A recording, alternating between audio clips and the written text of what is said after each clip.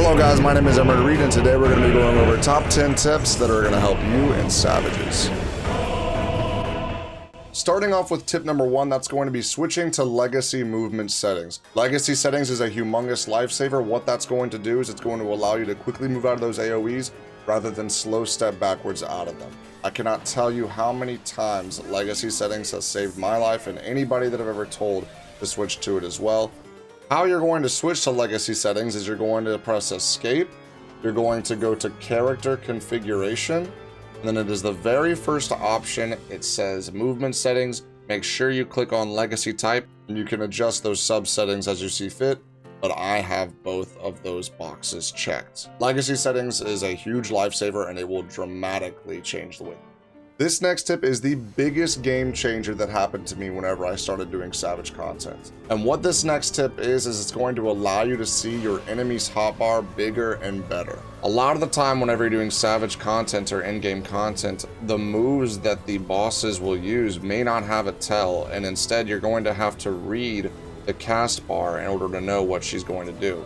But sometimes by default, the cast bar is so small and hard to read that you might overlook it. So to get over that, here is what you're going to do. What you're going to do is you're going to press escape. You're going to go to HUD layout. After you are in the HUD layout, you're going to find target info status, or it should just say target info, wherever that may be on your screen. If it's by default, I believe it's the top. You're then going to click on the cogwheel. After you're in the UI element settings, make sure that display target info independently is checked on. You're going to look at target info progress bar. Make sure that you set the UI percent to 120% or whatever you're most comfortable with. After you've done that, you're going to take the target info progress bar and place that somewhere convenient on your screen so that you can see that enemy cast bar big and bold. That way you're not getting hit by an attack, and you're always going to be one step ahead of the boss. But now you are able to see clearly and bold right in front of you exactly when the attack is going to go off and what the attack is going to be. This is incredibly important and is essential, in my opinion, for everybody getting into Savages or in-game content or just playing the game in general. While we're on our HUD layout, the third tip is going to be adjusting and creating a comfortable HUD layout fit for doing in-game content. You want to make sure that you've got plenty of space to see in your HUD layout. You don't want anything crowding the middle of your screen or the sides where you're going to be needing to get to those areas. What I would recommend doing, and what I did, was making sure that everything was snug against the walls and allowing yourself to see as much as possible on your screen. Make sure also that on your HUD layout or in your hotbar that you have these essential icons put somewhere on your hotbar. That's going to consist of your waymarks, your signs, the ready check, and a countdown. These are all essential needed things for Savages, and it's just very convenient to have somewhere on your hotbar or somewhere easily accessible. We're on seeing more of the screen. The third tip is going to be adjusting your camera angle. I did not know of this until just the other day. But what you're going to want to do is you're going to want to press Control and then move your keyboard arrow buttons up and down. And that is going to adjust your camera so that if you would like to see more of the fight, you can adjust the angle up. And if you'd like to see more of a character, you can adjust it down or adjust it where you need it to be so that you're able to see what's going on, take care of what you need to take care of. Clock spots. Clock spots are incredibly important and will not only save your life, but your teammates as well. How clock spots work is this. Somebody will place a marker like the number 3, 2, or 1 in the middle of your group. From there, you're going to be assigned a clock spot. Main tank is always going to be north. Off tank is always going to be south. Healers are always going to either be east or west. Range DPS are going to be northeast and northwest, and melee DPS are always going to be southeast and southwest. The reason why it is positioned this way is because it allows all the classes to maintain their uptime and have it be most optimized for them, including melee DPS where they can hit their positionals in the rear or the flank, and having that guaranteed safe zone for mechanics where you need to spread or buddy up. It's always a smart and wise idea to do clock spots at the beginning of every raid. It takes 2 seconds to do and it'll save you a run. The fifth tip, and guys, this is huge. Whenever you are rezzed, you have 6 seconds of invincibility that will be voided the minute you press an action button. That includes sprint. So be sure that if you get rezzed that you do not press anything until that next raid-wide attack has gone off, or you will die again immediately further waste MP and further waste damage. So just stay put, be patient, wait. The sixth tip that we're going to be going over today is going to be having a balanced party.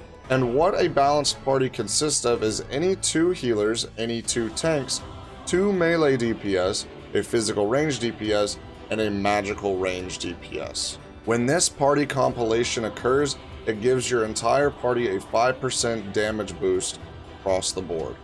So it's nothing essential, however, it will make a big difference in the long run. The next tip that we're going to go over is using ACT, Advanced Combat Tracker. Now, forewarning, I do not advise that anybody use this if they have the intent of being toxic or rude or mean to other players. This tool is specifically to be used for your own self-improvement in the game.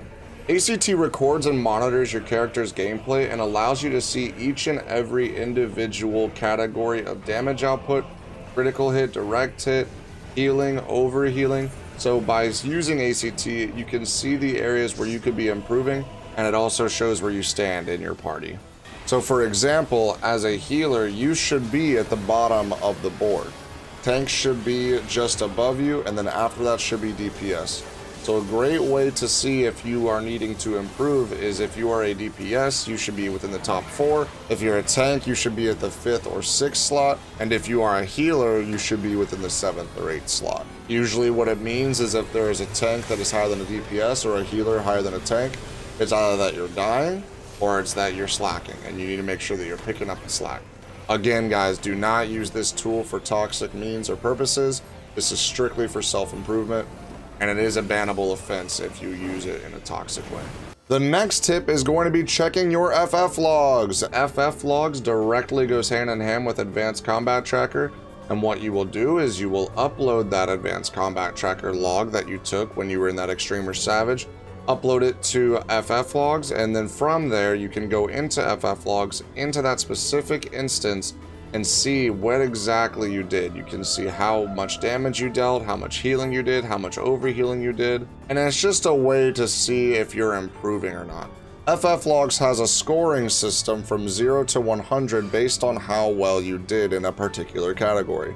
This is not the end-all be-all. For example, if you're brand new and you're doing it for the first time, of course you're not going to score 100. You might be a 17, you might even be a 0. But what's important is to monitor and check on your FF logs to make sure that those numbers are going up, because if we're consistently staying in the grays or our numbers are going down, we know that we need to make adjustments. XIV Analysis is an amazing tool that allows you to see what exactly you could be doing better in your trials, extremes, savages, or even dungeons.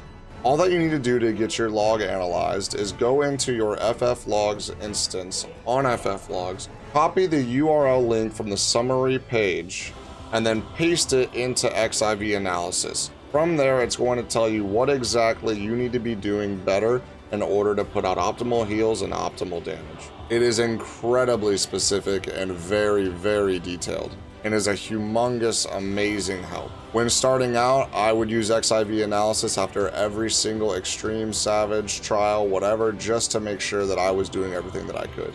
Which brings us to our next tip, and that is going to be making sure that those global cooldowns are constantly spinning. Guys, you can ask anybody who does savage content, everybody, and I mean everybody, knows their ABCs, and that is always be casting. Your cooldown should be spinning like a clock 24/7 the entire time.